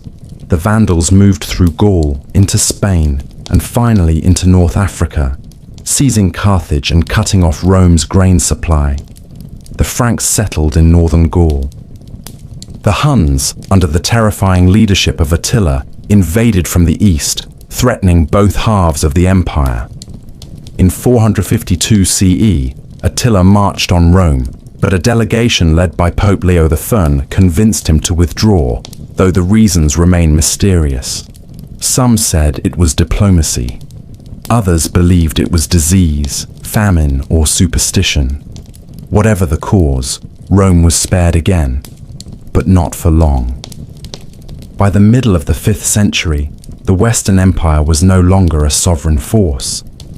It was a mosaic of failing provinces, abandoned garrisons, and shifting loyalties. The emperors themselves were often puppets, installed and removed by military strongmen who ruled behind the curtain. The line of Augustus had thinned to boys and ghosts, and though the Eastern Empire continued to grow stronger from its seat in Constantinople, the West had begun its final descent. What once had been the center of the world now waited quietly, hollowed out and dimming, as new powers circled like wolves beyond the trees. By the final decades of the 5th century, the Western Roman Empire had become a memory still walking in human shape. It had all the markings of power: imperial titles, marble halls, ancient rituals, but little of the substance that had once made Rome the master of the known world. The armies no longer marched at the call of the Senate. The laws passed in Ravenna echoed softly, but were rarely obeyed outside its walls. The emperor still wore the purple robe, but that robe was now threadbare, passed from hand to hand by men who knew that the real decisions were made by warlords with swords and private loyalties. The Western Empire had become a stage where the final act was being drawn out with pageantry and silence, even as the world changed around it. By this time, the once vast territories of the West had splintered into new kingdoms ruled by foreign generals who no longer pretended to be subjects of Rome. In Gaul, the Franks and Burgundians had carved out permanent settlements. In Spain, the Visigoths governed their own court and territory. In North Africa, the Vandals had claimed Carthage, ruled the sea routes, and even sacked Rome again in 455 CE, this time leaving devastation and bitterness that would linger in the memory far longer than the actual damage. These new kingdoms still spoke of Rome with a kind of inherited reverence, but they no longer answered to it. The empire existed in name, but its borders no longer held. The world had changed, and the empire had failed to change with it. Within Italy, a new figure had risen, not from the ancient senatorial families, not from the bloodline of Augustus, but from the ranks of the barbarian elite.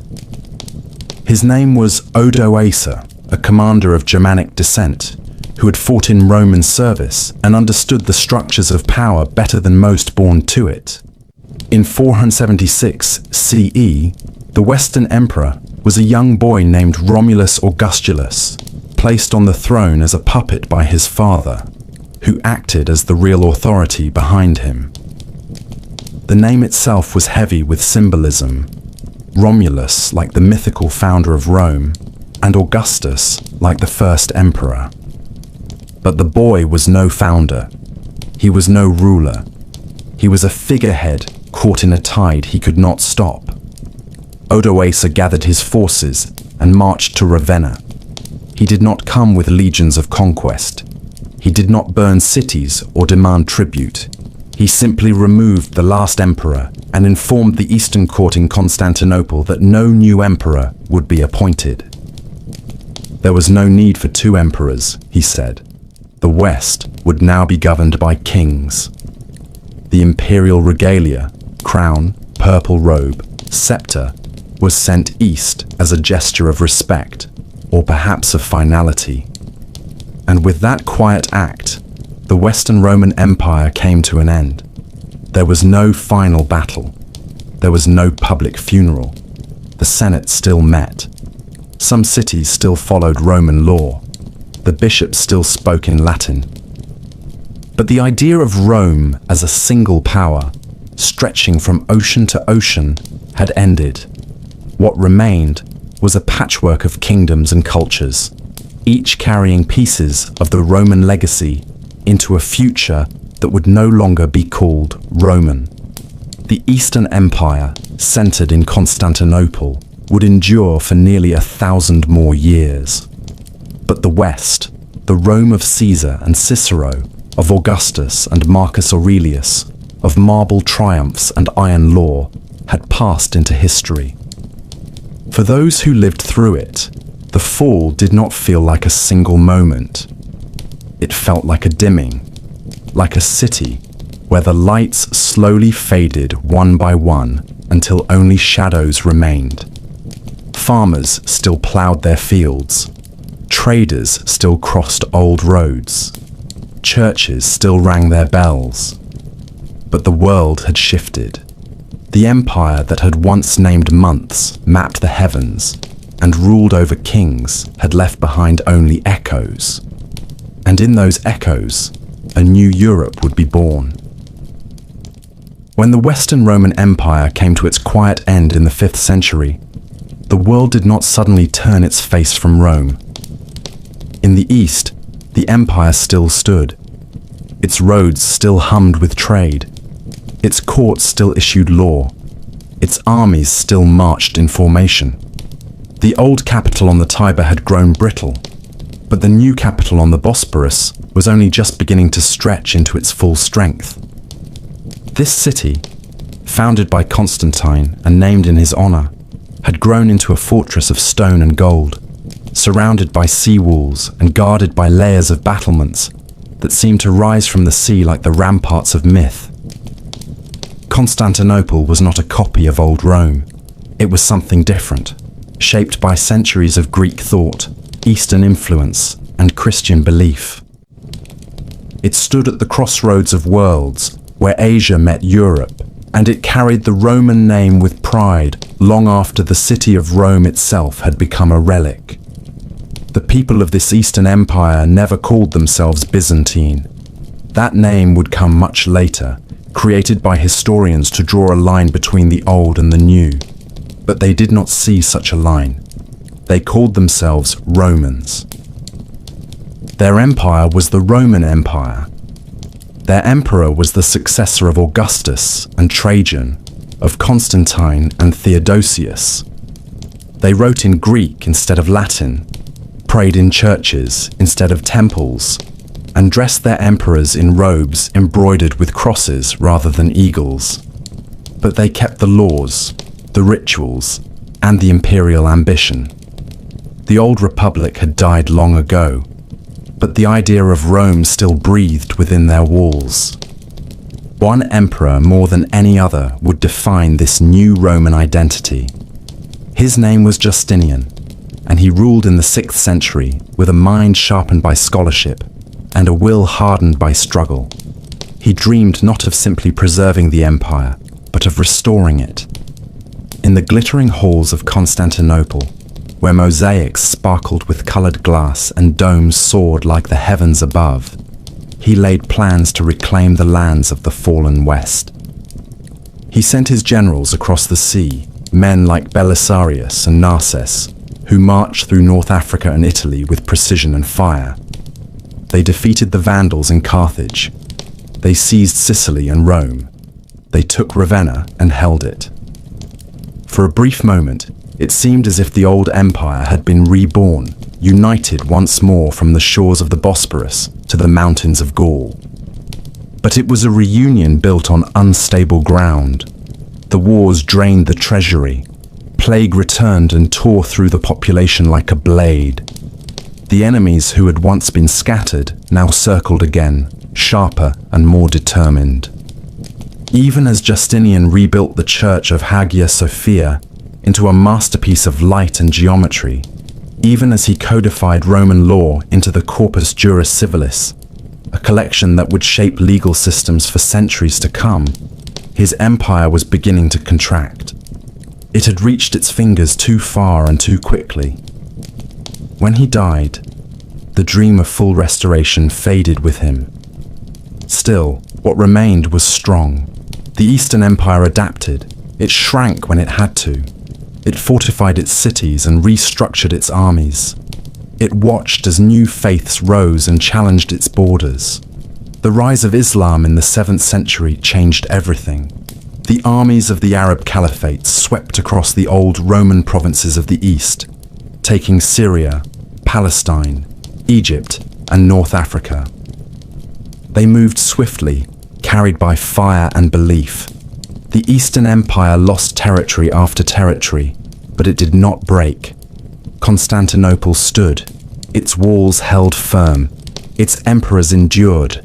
They no longer ruled the world, but they ruled themselves, and in doing so, kept the Roman light burning in the eastern sky. The people of Constantinople continued to believe in their empire. They prayed to saints, lit candles beneath golden icons, and debated theology with the same intensity that earlier generations had debated politics. They called their emperor Basileus, and he stood as both ruler and protector of the faith. The church and the state had become inseparable, and together they shaped a culture unlike anything in the world. Byzantine art glowed with gold and mystery. Byzantine diplomacy moved with careful patience. Byzantine survival depended not only on armies, but on understanding the delicate balance of war, marriage, religion, and trade.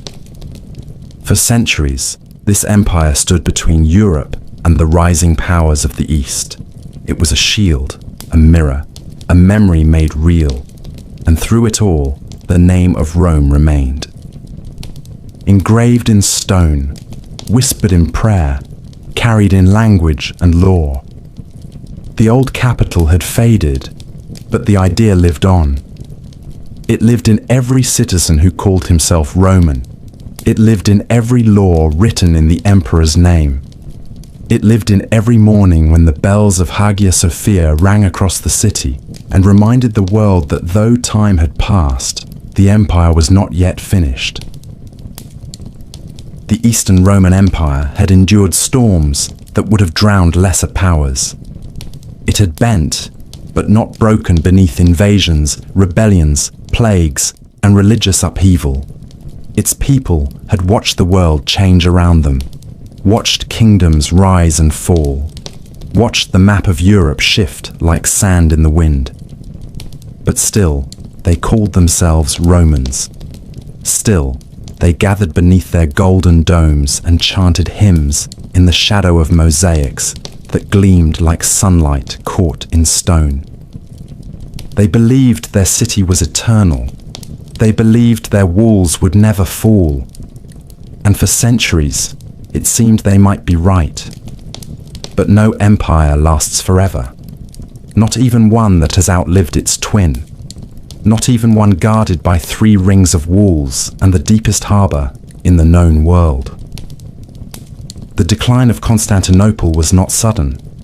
It was a slow fading, a loss of breath that stretched across generations. By the 11th century, the empire had grown smaller and more fragile. Its armies were no longer the disciplined ranks of old.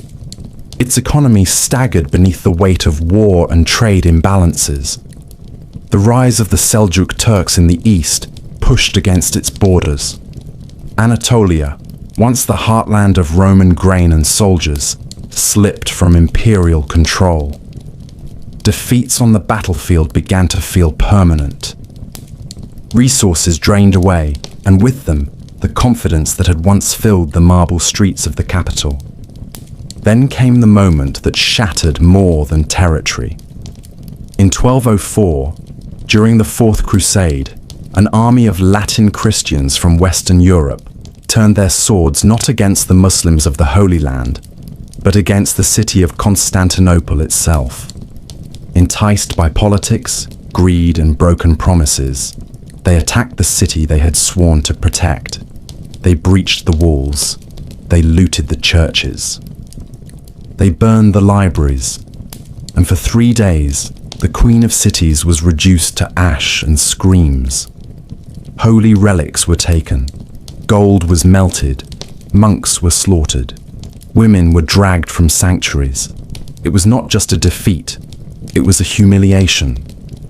and it was delivered not by foreign enemies, but by those who claimed the same faith. The empire was carved into pieces, ruled by Western lords who did not understand its language, its laws, or its soul. But even then, it was not truly dead. In 1261, Byzantine forces recaptured the city and restored imperial rule. The emperors returned, the liturgies resumed, the mosaics were repaired, but something essential had been lost. Constantinople had survived, but it had been wounded beyond healing.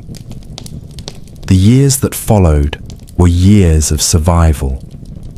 The empire was now a shadow of its former self, confined to the city and a few scattered territories in Greece. The emperors were no longer rulers of a vast dominion. They were guardians of a relic, stewards of a legacy that stretched back to Augustus and Romulus, but could no longer command armies or shape the course of nations. And while the empire withered, a new power rose. The Ottoman Turks, forged in Anatolia, organized and relentless, moved ever closer to the heart of the Byzantine world. They conquered city after city, province after province, until only Constantinople remained. The walls were still strong, the spirit was still proud, but the numbers no longer mattered, the armies no longer matched. The Ottomans surrounded the city with cannons and siege towers. In the spring of 1453, Sultan Mehmed II began his final assault. For 53 days, the defenders of Constantinople resisted. Citizens, monks, soldiers, and foreign volunteers fought side by side along the walls. The city prayed in churches, sang from rooftops, and waited for a miracle. But no miracle came. On the 29th of May, the walls were breached. The gates were overwhelmed, and the last emperor, Constantine V, descendant of a line that stretched back more than 1,000 years, died sword in hand at the final barricade. His body was never found. The city fell.